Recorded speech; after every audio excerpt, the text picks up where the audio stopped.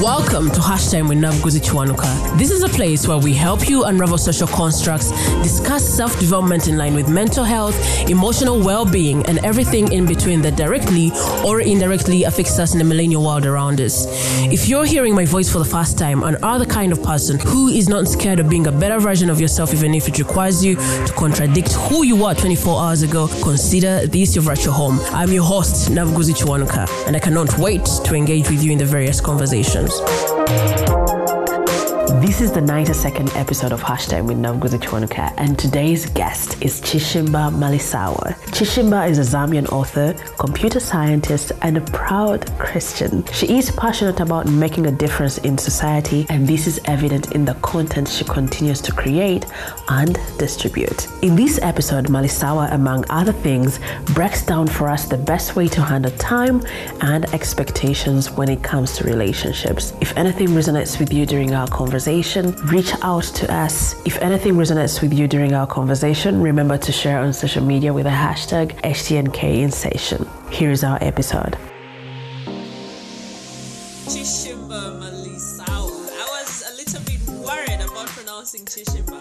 Actually, when I saw you making the different ways that people pronounce your name, I took it upon myself to pronounce it at least every time I see it.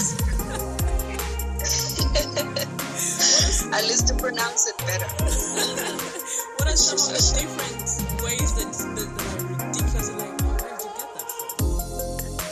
Yeah, and being in Europe is like, I've had the worst pronunciations. It's like Chihimba or Chishimber. You know, there's an R at the end. Yeah, because people's accents here cannot say the African way. So I have a Kenyan friend here, and she's the only one that makes me feel home when she says Chishimba. And I always tell these guys, say, it's just Chishimba. And we just say something else. So I stopped trying. But you did great. Welcome to the podcast. Thank you. Do you have a particular, when it comes to naming in Zambia, and I'm very sure that you belong to a particular tribe, which I don't know, you will tell me. Do you guys rely on something when it comes to naming your children? I think it just depends on the tribe. But now people are becoming more, I don't know, I think it's a balance between, some people are becoming more traditional, others are becoming more Western. So people, you find that someone has a Western name, a traditional name, and then a surname. So, yeah, that's a traditional that's name and surname. What's the difference? I thought like a traditional. For example, I wasn't given a Western name or an English name, as they call it. I'm just Chishimba Malisawa. But my sisters, I have Mutale Nelly Malisawa. So Mutale is like our first name, and then our English name is Nelly, and then the surname is Malisawa. Did you ever ask your parents why they didn't give you a Western one? I don't know. I don't know if they run out or... But we're only 3, so if they ran out, then I don't know. I don't know how. What's the meaning of Chishimba? Is there a particular meaning? Well, it actually means a charm, like something that I know. I know, but it's like a charm. But I interpret that as being charming, You are. Yeah, that's why I'm like, Because they usually say names follow people. So when you talk about it as a charm, and I'm like, okay. Okay. I'm glad you agree. But that was like a something that I was, made fun of. People used to make fun of me because of, that. They would be like, it's a charm, a charm. Yeah. But now when you grow old, I guess you can twist things in a way that sounds good to you. So. Whoa, so they were taking it in a different way, in a rather negative way? Mm-hmm. That is in school? Yeah, kids, I guess. Kids are I don't know what's wrong with kids. There is something I actually wanted to talk about schools. Like, I don't know what is wrong with kids in schools. Let us get into the introduction so that people get to know who I am speaking with. Chishimba Malisawa. My name is Chishimba Malisawa. You said it right.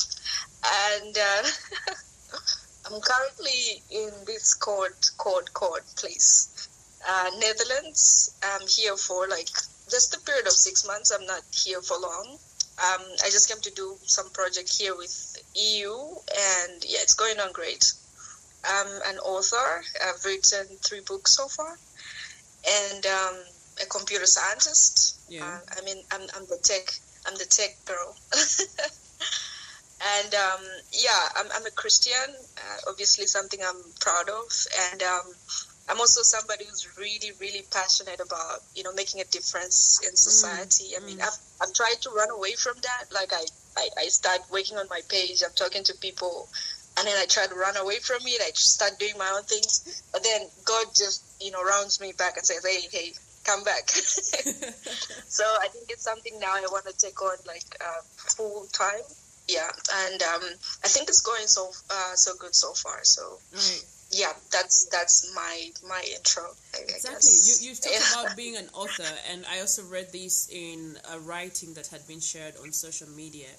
And I found that you had your first book, the first book you published was at 20. And I was like, goodness, we are still figuring out life at 20. Trying to understand what adulthood means. At what point did you enjoy that part? Did you ever have that phase of wondering what is it like to be an adult? Because how are you publishing a book at that age? Well, I think I've always been, I've always been one of those people that people say you're older than you are, you think we're older than your age. Yeah, and so initially I was following this, age thing where I had so many books I wanted to write, but then I was like, I'm not there yet, and who's going to read something that a 20-year-old writes? Yeah. But then I took my writing talents to Facebook, and I started writing articles there, and then so many people were intrigued by it, and I saw people who were 60 reading that, and I was like,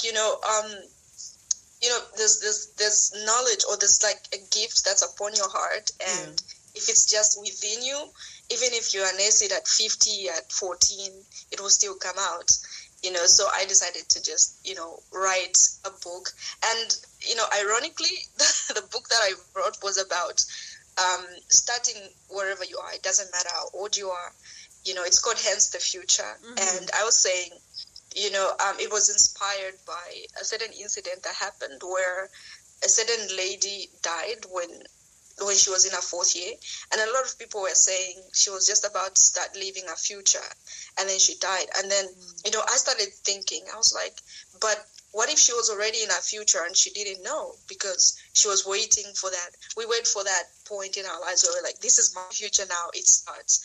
But the future is not a destination, it is something that you create as you go, and sometimes you might be in that future and you don't know. So make the most of every moment. That's basically what the book was saying. And yeah, it was a good phase in my life, because people were like, a 20-year-old? Okay, let's see what she's got to say. I'm so sorry, but I don't think I would buy a 20-year-old's book. Yeah, but it went on great. That is a huge... Had you seen someone that inspired you? Do you have a particular person that inspires you in as far as writing books is concerned? Well, I think a number of them, but in different sectors. For my writing style, I think I was inspired by Paulo Coelho. I don't know if you know Paulo. Yeah, the author I think I've seen Alchemist. The name somewhere. Yeah, I don't know if you've seen the book The Alchemist. I've seen it, but I've not read it. Yeah, it's a timeless book that almost everybody has read. I think you should add it to your reading list. I'll try to find it. Yeah, so this guy actually, he writes these books in his own way, and I wasn't inspired by what the actual way he was writing it. I was inspired in the sense that it was his own self.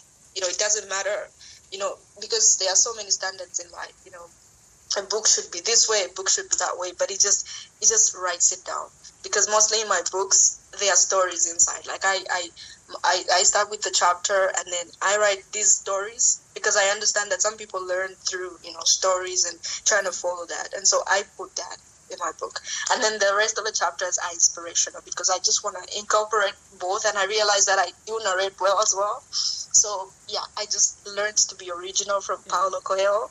And then when it comes to deciding to write at 20, there was a person actually on Facebook, when he saw my writings, he was like, you're really good. His name is Harrison Wenda. And he used to hype me up so much that I was like, yeah, I should really do this. And then one day I wrote the book in like 3 weeks, because I already had the concept. I'm sorry, what? Yeah. Yeah, I was in the wait. Let us first breathe in. Wait, don't let us first. What? 3? How? Yeah, 3 weeks. Yeah, 3, and I was like in the middle of my freshman year in school, and this was a hard class, because it determined what you're gonna do after, because you are like doing A-levels and you have to now choose where you go, and people never used to have free time, and so that also intrigued people. They were like, a 20-year-old writing a book as a freshman? I mean, yes. Yeah, but I just went for it, and I wrote the book, wrote it down and sent it off to be published, because I wrote a first book just before that. I think I was somewhere 1918, but then in the way that it was written, the person I asked to publish it for me said, this is not, it's not like a standard, way of writing inspirational books, but I decided to say, it's not standard, but I'm going to go for it. But I was a little bit discouraged, so I started working on a different one, which is actually published. But I hope that, someday I'll get to publish the one that I did. And, yeah, so, what was the reception like for the first book that you published? It was so good. It was so good, because people, and I think, you're like, I'm buying this book because I'm underestimating this 20-year-old. But then when you read it, you're like, wow. Right. And I think because people were like, I've never looked at the future in this way, because for all of us, it's like the future, I graduate, this is my future. But what if it's right there? Because we don't know, what happens tomorrow. So why don't you do whatever you want? If you want to publish books, publish books. If you want to do this, then, do it as much as you can. Right. Yeah, and the reception was good. I found myself on TV. I found myself with newspapers. Whoa. I found myself... Yeah, it was... it was a very good... a very, very good phase of my life. Yeah, I guess. I really enjoyed that. But, that was also... I think... Yeah, I'll share later on. But that was also what... why, when I started experiencing the rough parts of life, that's why it hurt so much, because I thought I was there already. I was already a star. That's what I thought. Ooh. And then, tables turned. I guess we'll get into that later. But yeah, it was a good phase. How long did it last? Because we're looking at you launching a book and people are just not expectant of the content that you share. You're being taken to TVs. And TV, I'm looking at not just children watching or people younger than you are. You're having adults looking at you. What was it like? What happened in your head? And I get it when you say that you felt like you had arrived, but wasn't it confusing, especially for someone in their freshman? And did you feel like, I don't think I need this education, man? Oh, no, yeah. If it affected my school maybe a little bit, because I discovered that I really loved, because I found myself also speaking. I was invited to organization launches, I was invited to churches, and I found that was where I was, that this is me. That's what I thought. I was like, this is me, this is what I want to do. And then I found myself studying in the library. I'm like, what am I doing here? But yeah, it did. And I guess I was always ready for it. I think I used to have I'm a little introverted, maybe not a little. I'm introverted, and so most of the times, my sisters would go out. Everybody is not around, and I'll just be by myself. That's where I'd practice. I'd pretend there's an audience, and then I'm speaking. Is it? I'm speaking. I used to do that, and so when the time came, I nailed it. The TV interview, I was like, yeah. And my mom was so surprised, actually. She was like, I didn't know you can even speak English. I'm like, yeah.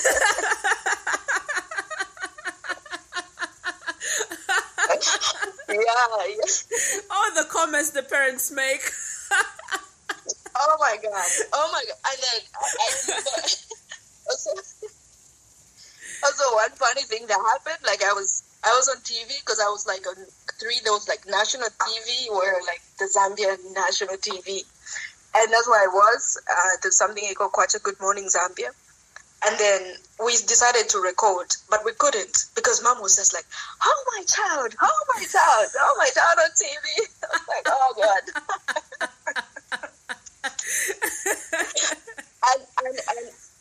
and we couldn't record. Sorry, I mostly cry when I'm laughing. It's okay. But it was so emotional for her, and so she was like, "Oh, wow, auntie, that's like my child in Denver." Are you serious? Wait, that sounds like my language, Luganda. Really? Oh, it's a Bantu, right? Exactly. It's a Bantu language. Because when you're talking about your child, now if I'm talking to you as my child, I'd be like, "Mwana wange Chishimba." Wow. Okay. That's so similar. We're like, because Mwana wange is my child. Yeah. It sounds like, I think we should try sometime and see if we can communicate. Yeah. Mm-hmm. Because I went to Zimbabwe to get my visa ready, and their language is also similar to ours. I could get some things, but not everything, but at least I think that's the thing that happens with the Bantu, because sometimes when the times when I used to follow up on the South African drama shows, you'd hear some, I think there would be, I don't know if they were speaking Zulu or Xhosa, and you'd be like, yeah, wait, that's I know that word. Yeah. That happens a lot. So you are a computer scientist, and you are currently working on a project right now in Netherlands. Yeah. And you're also speaking on live generally. Yeah. How are you balancing these three things? Wow. I guess it is because I'm not yet done with university yet. Friend. Yeah. Not yet done. But I was nominated actually for this project by my school because of being proactive and good grades and stuff like that. So I'm here. Actually, I started with the university I was at initially was a little different from where I am now, and that's also, I guess, life happens, Wait a minute. It does. Wait a minute. You changed universities? Yeah, I did. How does that work? Because I get it when someone changes a school in high school, but then for university, did that come with a change of course, or did you restart? It came with a change of course. And it was, one of those crazy was of life. Yeah, because you tend to feel like you fall behind.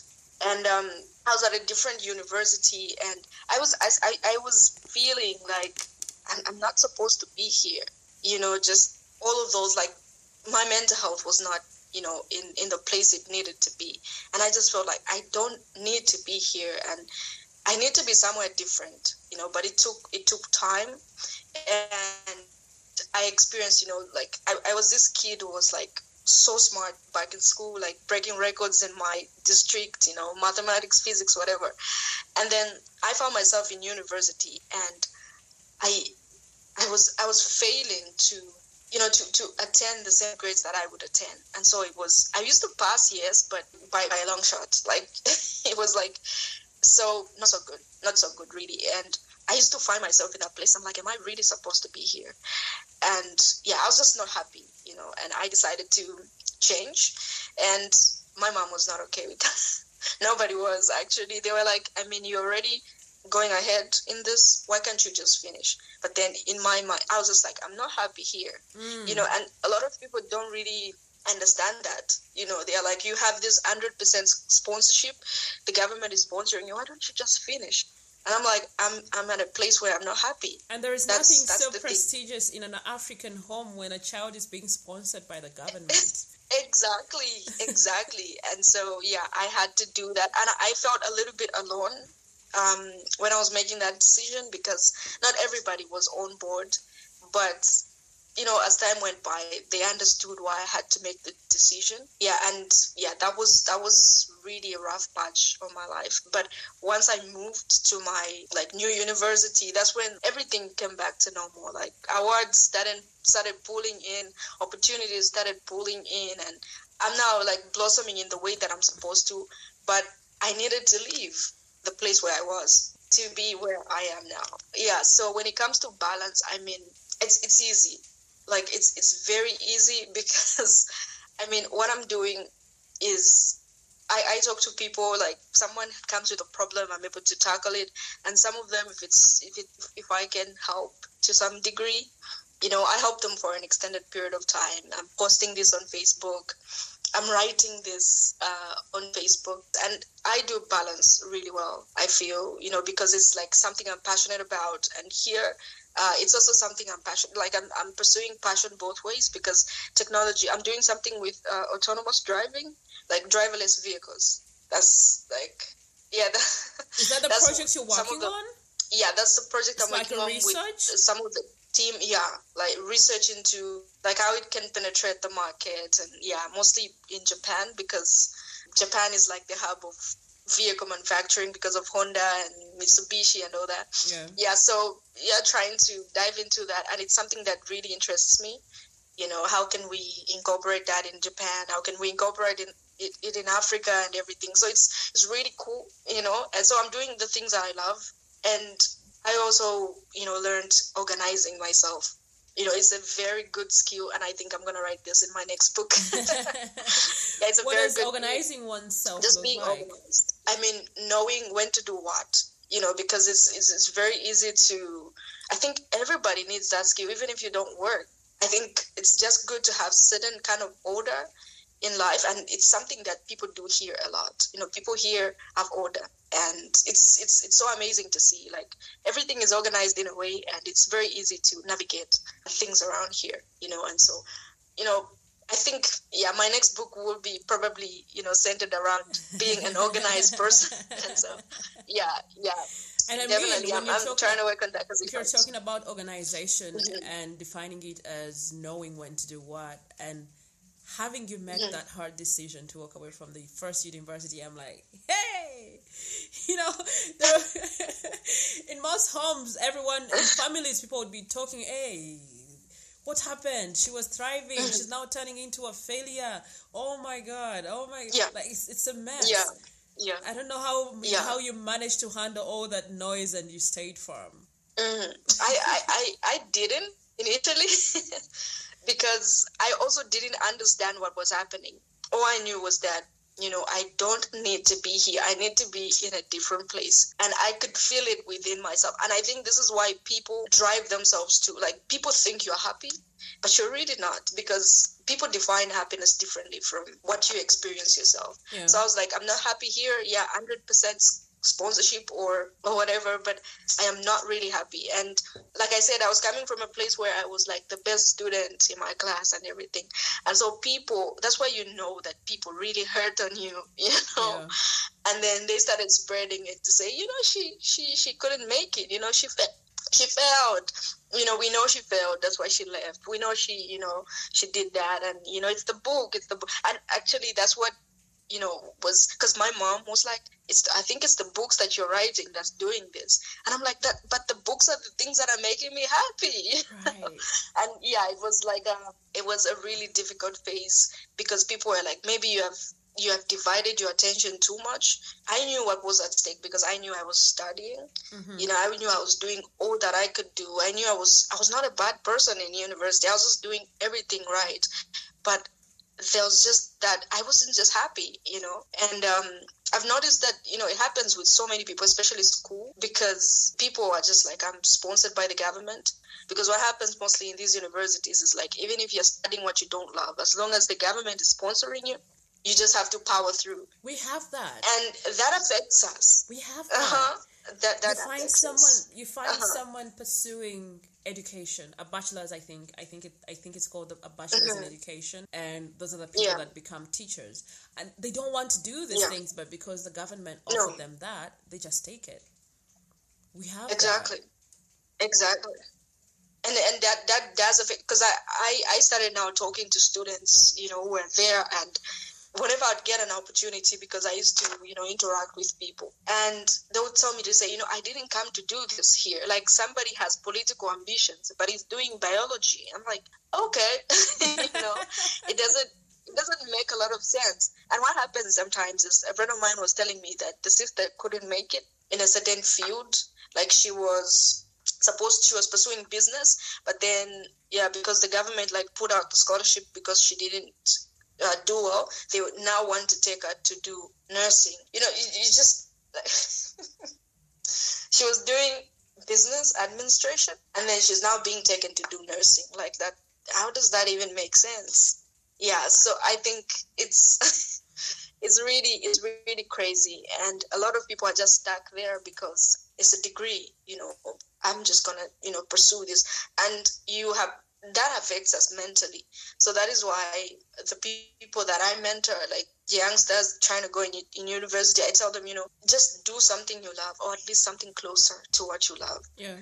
At least, strive to get there, because at the end of the day, you underperform or you're not performing in any way, and that's how it is. So, it's good to walk away. You can walk away, because I was doing pure mathematics actually on my first university. I love math. But I still wasn't, getting. But I think I'll do that at my master's. Wait up. So when you're doing pure maths at the university, what are you looking at for the future? Are you going to become an accountant? What is that like, doing pure maths and the future? Oh yeah, it's pure math is like, sometimes you can tutor. Other times you can work in the statistics offices. Like, you can work virtually almost anywhere, because math is everywhere. Mm-hmm. Yeah, in a bank, you can, depends on what you decide to major in yourself. But it's like a good project, but not very appreciated in Africa. Yeah, because most people just end up being teachers and all that. But yeah, math is good. I mean, I love math. I'm passionate about it. But then I decided to leave and do something else also, because so I entered into computer science, and I can say it's good. It's good. You recently moved. When you recently moved to the Netherlands, what are some of the things that you might have experienced as culture shock? Oh, tell me about that. You can, because for the same projects, like at the university, that's where we are, and so you find that maybe you're mixed with other students, and then this, coach, we call them project coaches. Right. This project coach would say, okay, now, and that's a class where they're like 18-year-olds, 20-year-olds, and all, and then he would say, no, let's take a smoking break. I'm sorry, what? Normal. Like, it's more normal than anything. It's a smoking break. It's like you smoke. Yeah, a smoking break. A literal smoking break. You take a break, you go and smoke. How long is that?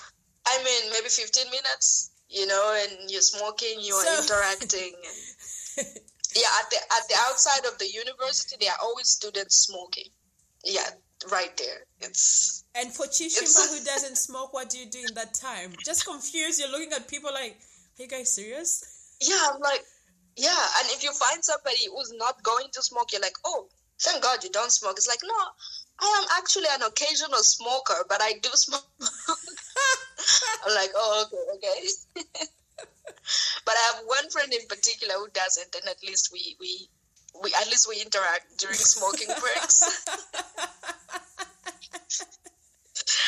Yeah, I mean, and parties are normalized. their coaches organize parties and students organize parties. It's like so normal. And yeah, but for me, I'm like, okay, yeah, that's great. You shared, it's shocking. About a month ago, you shared something about time, and you spoke about how I think we're going to tackle it. We're going to tackle both videos that you shared, and these were shared about a month ago, and they're all in relation to relationships. We are in a situation, I don't know what's happening in the Zambian circles, but what I see so much on our social media, especially in Uganda, we're having people, I don't even know what word to use. There seems to be deep hate or dislike for relationships, and people are more like fighting each other. The post that you see is this gender, that gender, this gender. Just like, what is going on? And I was just talking to someone yesterday, and I told him that it does not make sense how people are talking about, was it last week? Who was I talking to now? I feel like I talked to so many people. I was talking to someone, and the problem is that I always want to be specific. Now I can't. I'm really trying to figure out who it was. But I was telling him that it does not make sense how we are telling people that enter relationships but don't have expectations. No. Like, you see these posts, and it's not just one. You're seeing it from a man, you're seeing them from women, and you're like, from a woman, dude, what is going on? Am I in a wrong generation? I'm failing to match. And then you also shared a bit about time. I don't know what better order we can tackle that. Should we go first with the time and then go into expectations? I think, well, depending on how you want me to. Yeah, I think I'm down for any. All right, let's get into the time bit. When you shared, you talked about how you had asked the people that you're speaking to share about when exactly they would want to get married. And I swear, when I had the question in my head, I was also like, that's a thing? Okay, when should it be? And I thought to myself, I was like, which is the best month, man? What is the best month to choose? And when I was thinking, I was still figuring it out while listening to you, and you were like, it's not that. I was like, oh, wow. No. I like making my audience, that's my delivery style whenever I'm speaking somewhere. I ask people to do something. I know they are not really, like, most of them are going to get it wrong because it's just a perception, it's not the actual thing. And it's all about, for us, it's all about time, like I've seen, a lot of people, it's just, they don't care about chemistry. They don't care about anything. It's just like, it's time, I'm 30. But who said that you should get married at this age? Why do we feel behind when we have, like, nobody has been you before. So who knows when you are supposed to be in this place? You are you, and you're still figuring yourself out, and you are living your life. And this is like, you've never lived this life before, so you don't know when the right time for you is, unless you meet the right person, because that's what marriage is about. And we see I'm seeing a lot of, you said in Uganda, like, all this relationship drama, and in Zambia, it's so, like, we use actual real life examples to explain, because videos circulate where, this husband kills the wife, and it's just so bad. This husband does this because he found the wife, or this wife does that. It's actually so sad, but it's happening because people are just rushing to do things. Right. They don't care about chemistry. They don't care about anything else, as long as it's time. And that is where we make all of these mistakes. So I think I experienced that because when, I was young, I never wanted anything to do with relationships. I was like this reserved girl. Yeah. I was like, no. And I used to, be, I don't know. I was like, no, I don't want to have anything to do with relationships until high school, until I'm out of high school. Mm-hmm. Yeah, that's what I thought. And then when there was a phase where I was like, okay, now I'm ready. And when I thought I was ready, I wasn't meeting anybody I liked. And I was like, really? Okay. And I was like, and then people are like, oh, why aren't you in a relationship? We thought you said after school. I'm like, no. Now it's when I'm in university. And now I was in university. I still didn't meet anyone I liked. I was like, oh, okay. And to some extent, I also tried to, just because I'd go on dates with people, like guys who would ask you, like the first thing he asks you is, can you cook? I'm like, I'm out of here. Exactly. That's some Zambian men would say, I want a typical African girl. It means they want somebody who can cook, who can clean. But, why is that the most important thing to you? Like, yeah, we can talk about that. Yes, I cook, I clean, but why should that be like the priority thing you ask? Yeah. And I knew that, okay, this guy is a problem, and so I just, I'm like, okay, am I really going to meet someone now? And I was like, did I really make a mistake? I should have started dating in 6th grade. But because of my life. I think I've thought about that in that manner, because I had a period where I struggled with a heartbreak. And then I got into a phase of closing out my emotions. And then I realized that I had so many pent-up feelings, or rather emotions, that I hadn't dealt with. And then I started my healing journey. And I was like, okay, so I think I am now okay. Let us come back to the field. And you're like, I can't much. What is going on? And then I'm hearing stories of people that are coming from having relationships right from school. There are probably, you're looking at someone who is like 34 years old, and they're talking about how they've been together for 20 years. And I'm like, you guys, I was supposed to be in this thing a long time ago. But our African society does not, I don't think we are given an allowance to do that. I think mostly what happens, where that really happens, is mostly amongst the Americans or people that aren't really bred on the continent. Here, doom, friend, you are going to be punished. What are you doing with a boy? What are you doing with that hide and seek was also something I never really wanted to do. I was like, I shouldn't. It's a lot of pressure. But I was also regretting. I was like, maybe I should have taken this up early. And I was looking at that. It's okay. I think it's okay to be in a phase where you're like, I'm relationship ready, but it shouldn't be a defining factor to say I should just be in a relationship, because I think there's just a lot to learn. I mean, if I was in a relationship, because I was a feminist, a bad feminist, because I was like, no, I cannot cook for a man, that was when I was like, maybe 5 years ago, because I was still discovering myself.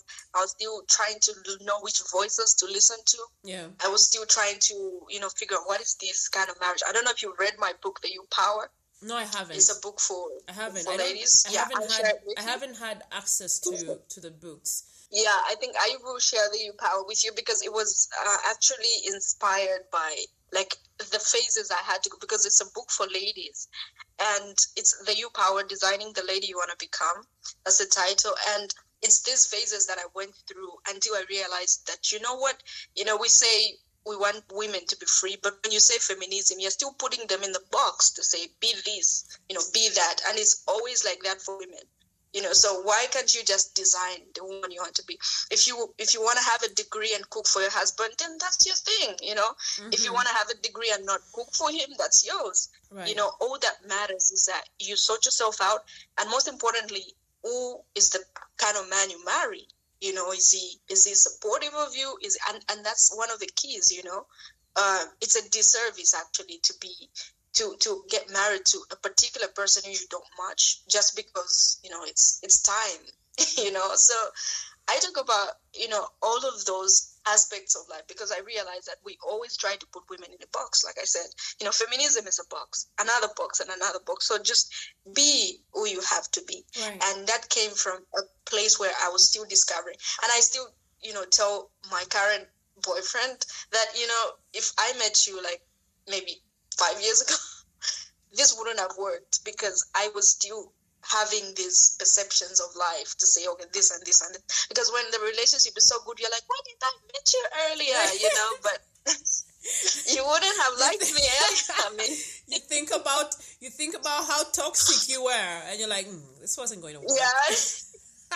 Yeah, like, no, it wasn't going to work because I was still listening to so many voices and I was like, who should I be? And now I figured myself out, I'm like, this can work and this can work. And also fusing you in.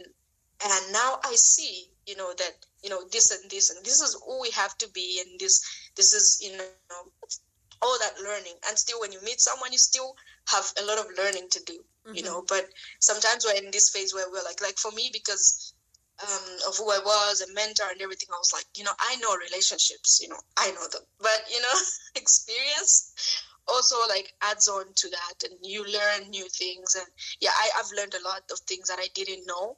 Yeah, but still I am myself, I can still thrive and yet be in a relationship. And that was something I was looking for, not somebody who would be like, oh no, what are you doing? Why are you succeeding? Why are you, because some guys would even ask you why you're succeeding. And then, yeah, you meet somebody who's supportive of you, somebody who doesn't believe in, so many norms that, just society believes in. And for sure, because some guys will also lie just to make you happy because they look at you and like, oh, this is an ambitious woman, so I'm just going to say things, in actual sense, they're not that way. So I think I put him in a vetting process. I mean, I vetted the guy. I was like, You're gonna give me those tips of vetting. You're gonna share the tips. you got to vet. I mean, you have to. You have to vet them. And then say, okay, I can thrive. I see myself building you, and I see you building me. So yeah, this could work. Yeah, so I think it really takes time, but you have to be open to that, to learning also about the person, about situations, and yeah, but it's good. But I don't believe in timelines anymore because I believe there's something I like saying, that is, if you don't have something, then you're not ready for it. Because at a particular time I was like, God, if I'm ready to date, why are you just sending me guys that are not, why? Because sometimes, and sometimes you feel it, like my sisters were like, oh, come on. Like, they would see a guy interested, they'll be like, ooh, look at the vehicle he drives. Oh my God, this is the one. I was like, no, this is not the one. Yeah. And they were like, yeah, you're too choosy. Like, one of my sisters gave up on me. She was like, oh, do whatever. I think nothing is gonna work for you. Yeah, but I was like, you'll see.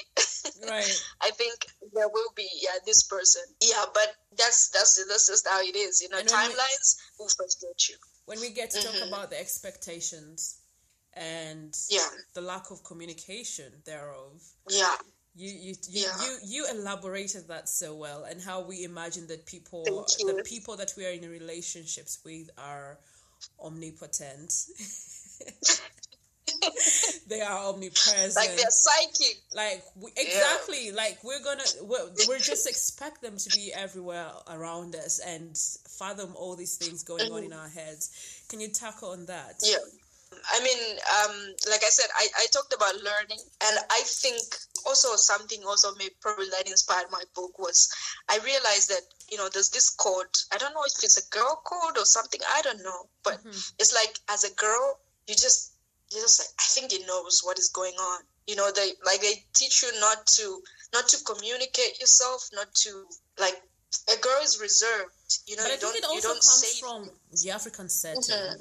Exactly. Where we don't have a voice. I mean, when I was in school, and I'm just thinking about this, when I was in school, I was open to say anything. If I read ahead and the teacher said something that does not match with what I read, I'm putting up my hand. I'm like, but this book says this, And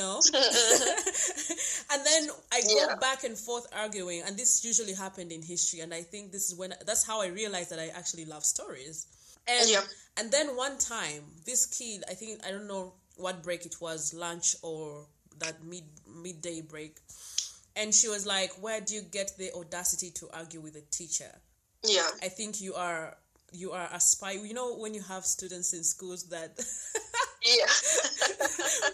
that are the ears, that are the ears of the staff room or something like that. And she was so confident. She was like, you can't do that. And I was like, but how then do you communicate what it is that is in your mind? Exactly. And it comes from someone's upbringing. Now, for me, the system that I was brought up in, and I've only noticed it a few years ago, that my experience of life is almost extremely different from other girls. Where I could say anything, girls are timid. I'm talking about things and they're like, no, you can't say that. You can't tell a man that you like them. I'm like, then what do you do? Exactly. You just you don't have to seem like you love a guy so much. I mean, where does that come from? Like, if he thinks you love you a lot, you love him a lot, but how will he know? Like, it should be mutual, you know.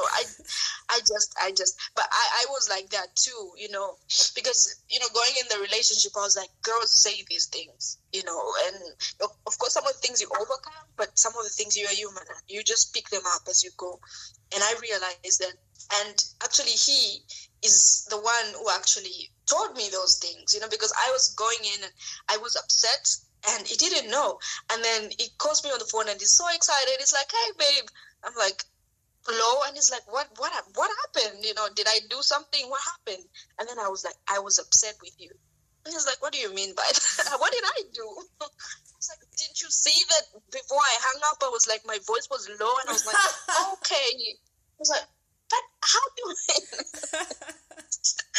And then he was like, you know, this is not the way that things are supposed to be. You know, if you're upset with me. Oh my God. I mean, you've reminded me. I was with my cousin brother, and he was texting with, this is now the wife, but that time they were just dating. Yeah. So they were texting, and then he went off the phone and he started looking around like, so I was like, yo, what's up? And he said that she is saying we fought. I don't remember.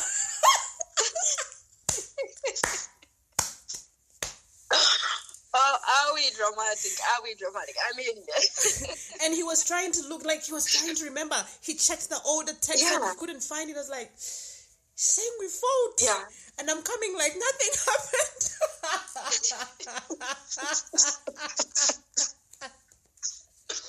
I'm telling you. No, the tone of my goodbye was not okay. But you told me to sleep. Yeah, I told you to sleep because I was upset with you. I was like, but what? I don't understand. I'm like, okay, whatever. And then we had to talk about it. And actually, it was like, you just have to tell me. You know, if you don't tell me, I won't know. And you'll be dying with things inside. If you want me to do something for you, just tell me. You know, you are safe here. And I think that is also the environment that men have to create, because they have to understand that these things sometimes we just pick them up as we grow. You know, this is just what you think it's supposed to be, because we cannot neglect the fact that we are raised the way we are, you know, and people around us are the way. We can copy Western culture, we can copy it to some extent, but it doesn't change the home you grew up in. Right. It doesn't change your view of love. It doesn't change your view of so many things, you know. So I think men have to create that space to say, open up. And that's something that I really appreciate that I have in my relationship, because it's like, just tell me if you don't, and it's so much, it makes me so much free, you know, because I know that if he does something, I'm calling it out. And it's like, oh, okay, yeah, that is it. And I'm upset and I communicate my feelings, and that's so much better. It lifts a weight off of you. It does. Than trying to be dramatic, I guess. We this is what men mean when they say women are dramatic. It's not because we're not feeling it, it's because we're not saying it. You know, and so somebody would think you're upset unnecessarily because they don't know. So it's always important to actually talk to them. And I think this manifests itself in so many ways, where women think like men are these, you know, superpowers, omnipotent people that present themselves like, to be the ones on top of the hierarchy. So my master, please, don't you know that I'm struggling now? Exactly. And that's also the problem with men. You know, I think like there's a huge gap here because, men have this ego and, because they'll be like, I didn't do anything wrong, and so I'm not going to apologize. And women have this, I don't know if I don't even know how to describe it, but it's this expectation maybe, and these men have this ego. And so that causes so many potential relationships to end when they are not supposed to. I think a lot of relationships end when they are not supposed to. And mostly because the problem is small. You just can't figure that space out, because you have to, come together in a way. And so the expectations that we have as women, and the ego of a man. I think if a man lowers his ego and the women lower their expectation, I think so many things could work. Do we get to lower the expectations, or do we get to communicate them? There are healthy expectations, right, and there are unhealthy expectations. Yeah, there are expectations where I feel there are certain things that make me feel loved, for example, and also love language communication. Ladies mostly don't. They just expect a man to know. And I think this is something you need to talk about with your partner. You're like, for me, my love language is quality time. So you might think you are loving me by, just communicating, but I also want to see you. And so many ladies are like that. A man would like see you today, after a month, after a week, some guys are like that. But then if you want to see the person, ladies don't say that. And so they'll accuse the man of cheating. They'll be like, I think you cheated on me because you don't see me often. When you just want to see them often, you can communicate that. So the communication aspect should be there, and the expectations of what you think a man already knows. And some of these guys are even new in relationships. It doesn't know anything. And then you are having all of these expectations. So you need to communicate them. You say, if you tell me nice things, I feel love. I say that, I'm a words person. If you tell me something nice, oh my God, I'm going to feel loved. I'm a quality time person. If you spend so much time with me, I'm going to feel loved. And that's it. So you need to study yourself. You need to know yourself, to say, okay, what is it that he does that makes me feel good? And then you tell him to do it more. It should be the same in every other thing. You talk to him and he knows it. And also men, again, should also communicate. But I think it's easier for a man because mostly they're the ones who are leading. Right, if he wants something, he'll be like, if he wants to see you, he'll be like, I want to see you, and he will come. Exactly. But for a woman, if you want to see a man, it's like, but if I tell him, he's going to think I love him too much, so I'm just not going to. And what is wrong with that, though?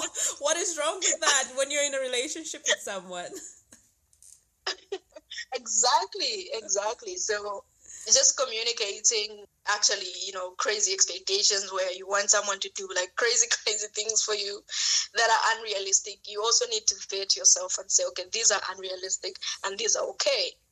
So I think just that communication aspect really helps in relationships and, lowering your expectations. Men too have expectations, but I think the problem mostly is the women's expectations and the man's ego.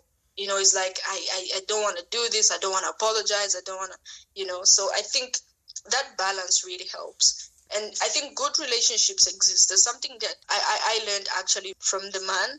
He said to me that, because even I was like a little bit skeptical. Like I vetted him a lot. And he told me to say, what, good relationships exist. But the problem is that the people who are vocal are the ones in bad relationships. Right. They're the ones who speak out the most. They're like, oh, my boyfriend did this. After the divorce, faster. They make a TikTok. Yeah, exactly. Exactly. They make a TikTok of their divorce process. They never made a TikTok of their wedding process. They never made a TikTok of this beautiful union. They'll just make, this TikTok and then...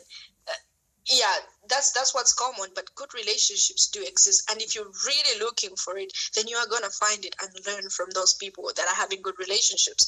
And so I even ask myself to say, if I am actually experiencing something that's actually like, I'm happy here, so I can be vocal too. I can try to say something to someone, hoping that they would, learn a thing or two.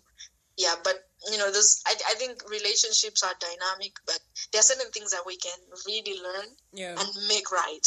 So you pointed out something that I find very important when you talk about self-awareness and the other beat is something that I summarized as self-assessment. I feel like we lack these moments of ourselves. We mostly look at, in the generation of social media, you're looking at what someone is doing, what someone is receiving from their partner, and because it makes them feel good, we already want to tap into. I mean, you're looking at the comment section and they're like, I tap into this blessing. I tap into this blessing. Yeah. But what makes you happy? Because when I see that Chishimba has gotten flowers, personally, I don't understand flowers. I'm going to look at your post and I'm like, okay, she's happy, but can you actually take me out and we have pork? Exactly. So I find that we are tied in a system that pressurizes us to be, or rather compete with someone else's post. They probably posted about something they received. They got a car. But do you really, really, really, really want a car? Or is there something else that you need? You know? So it does make sense when you talk about the bit of self-awareness and then the bit of self-assessment as well, which would help you to be more self-aware. It really makes sense when it comes to, before you enter a relationship, because you're going to get in there, you do not have an awareness of yourself and you're asking this person to be aware of you. No. You're asking them to be God. Exactly. So I think you need to communicate, and also relationships are phases. Like there are people who have, like, they have a lot of money and they are able to afford that. But is your man really in that financial place? Or, what can he afford to give you? And I think that helps. And also something that helps is, it's not always that you apply what you see to yourself. I mean, there are certain, and this happens when you learn to be genuinely happy for others. If you see your friend having a car, you just say, oh, lovely, you guys are nice. You guys are, doing fine. It doesn't mean that that's something that should happen to you. Just be happy for them. Right. You're happy that someone is happy. That's all. That's done. You don't have to bring that baggage to your boyfriend's inbox again. You say, but, this guy gave an SUV, where's he going to get the SUV? So for me, if I see something good and I know that we are not there yet, I'm like, this is good. You comment, you like, whatever. But that doesn't mean it should happen to you too. That's just something, it makes it, but your man or the man you're with can also find a way to make you feel happy as well. So you need to be appreciative of different phases, but ladies want first month of a relationship, the guy buys them an iPhone. Second month relationship, this happens. Those are the expectations that we have, and that's not it. And we tend to pressurize these men into, give me this, give me that. And then also, for men as they are dating someone, it's very, you are not like, you're not dating that person to give them things. And so even in your manifesto, I don't know if you know manifesto, like in your in your pursuit, you shouldn't, like, I saw guys make this mistake, like a guy coming to me and then swinging his car keys and saying, I like you, why are you using the car keys? Is it? So when you want me, you are actually telling me that you come with a car. And if the car goes, then you're half who you're presenting to me to be. So exactly. And that's what guys do nowadays. Like, they lure you in with what they have. And then when they lose it, they expect you to stay how. But if you give me your personality first, I'm like, this is the guy. Even if you don't have that, I'll still stay with you. And that's it's not about money. It's not every girl who's pursuing that. I've realized that most women are just, some maybe 50% just want to be with someone who loves them, that's all. Yeah. And maybe another 50 might want to be with someone with money. But you also have to know the lady you're pursuing to say, this is what she wants, and this is what I want. So it's like a two-way thing. But you really have to present who you are to someone, not the car keys. Yeah, guys do. Hi, what's your name? With the car keys swinging. That is so lazy. Exactly. And so these are the dynamics, actually. Mm-hmm. What does self-care Yeah. mean to you when you look at yourself, your life generally as Chishimba right now? What does self-care Mm-hmm. mean to you? And this is in as far as looking at how you take care of your mental health to help you to keep steady on your feet. Mm-hmm. I think one is communication. I think you don't have to be timid in this life. If you don't explain, if you don't say what you want, you always expect people to step on you. You always expect people not to, do what you want to do. Like, I'm here and this is like a whole, probably you have to walk a lot of blocks to see another Black person, but your self-image of yourself matters. How am I seeing my point? Is it valid? What I would say, will it add to this project? Will it add to this? And that was one of the things I was asked, actually, as I was, being prepared for this trip. I was asked, if you're in a boardroom and there are like 7 white people and you're the only Black person and they agree on something, would you still disagree? And I said, yeah.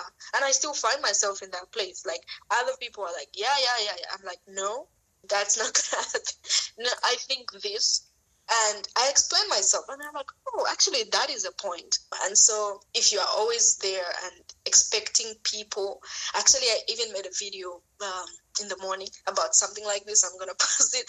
Yeah. It's not, most of the times we expect things to happen. We expect other people to do things for us, when in actual sense, it is our responsibility to do that.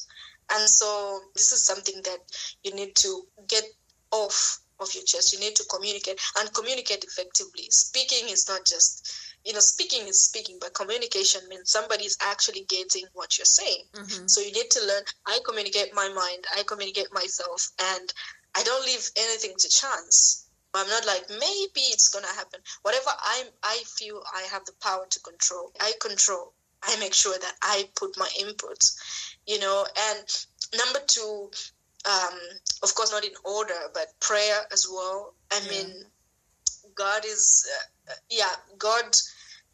God is good. I must say that. And it's good for your mental health to look up to God, because like most people who don't believe in God, it's like, it's just more powerful than you. Who has got your back? Someone who's more powerful, who's mightier, who's smarter and wiser than you has your back. It helps. Mm-hmm. So I just leave. If it's too much for me, I'm just like, God, this is for you. So prayer helps me. And also being organized, I think, helps, because I don't like, I have to do this in the morning. I have to do this. Even posting on Facebook is something I organize. Mm-hmm. I'm like, this time I'm going to do this. This time I'm going to, because if I come home and I'm exhausted, I know that maybe on Tuesdays I'm exhausted. I'm not going to start overbearing myself with things on that particular time. So I think also organization really helps me. And gratitude, actually. Gratitude is key. I'm grateful for life. I'm grateful for where I am. I'm grateful for the timeline. I believe I'm not too early. I'm not too late. I'm just on time, Mm-hmm. And also, maybe the last thing I would say is this thing. I say all for good. It's all for good. Everything happens for good. For they who love God, it's all for good. I believe everything that happens, you have the ability to look at it positively, and everything in life has a silver lining. So whatever happens, I'm like, okay, it happened, but it's sad, and I allow myself to feel. You shouldn't deny yourself that. If something bad happens, allow yourself to feel, feel sadness, because at the end, people think if you don't feel sad about something, then you are a star or you have mastered your mental health. But that's actually denying yourself of that. We don't study mental health in order to be invincible. We study mental health in order to know how to best handle it, Mm-hmm. So if something bad happens, I allow myself to feel this is bad, but then I quickly, the quicker the reaction time you have, I quickly react, and I'm like, okay, this is for good. But first I allow myself to feel, and that's a very important part. But I believe that everything happens for good, really. And what would you want the listener to walk away with at the end of the episode? You just be yourself. That's the only way that you have a chance to stand out in this life. That's the only way that you have a chance to enjoy life, actually, if you are yourself. Do whatever makes you happy, and learn to communicate, learn to feel, learn to be appreciative of everything that you have. Just be yourself. If you pray, and just have a positive outlook on life, because everything's gonna be okay. I think I am one person who was at the verge, and I was like, is everything gonna be okay? But all those moments you cry yourself to sleep, all those moments where things are like not going your way, but just know that it does get better, and it does. And I am like a living testimony of that. And I'm sure you are also a living testimony of that. It does get better. So that, I think the phrase I want them to walk away with is that it does get better. It does get better. It always does. It's powerful. Yeah. So for the people that is there a possibility of people having access to your books? Yeah, I did have a website, but then I took it down a bit because of some maintenance I was doing. I was trying to rearrange everything and rebrand. Yeah, but then now I think maybe just going to my Facebook page and then inboxing me, then they can have a copy of the books. So they can just inbox me on there. I have 3 books actually. Hence the future. Intentional Healing.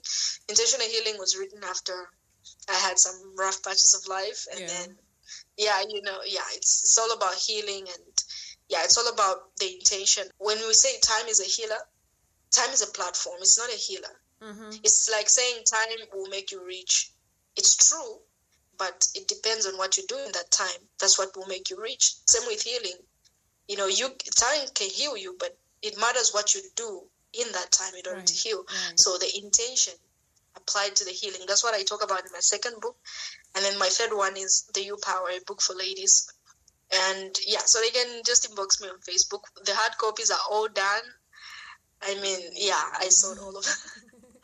But then, the soft copies are there, and they can easily just inbox me, and then I can give it to them. Oh, for free? No, there's like $3 for 3. Exactly. Because I was like, wait, what? Just inbox you? Because now how are they going to be able to make a transaction? You'll be providing ways of payment? Yeah. Okay. They are. So yes. For anyone that wants to get in touch with you and they want to have copies of your books, they should look for Chishimba Malisawa. Yes, Malisawa.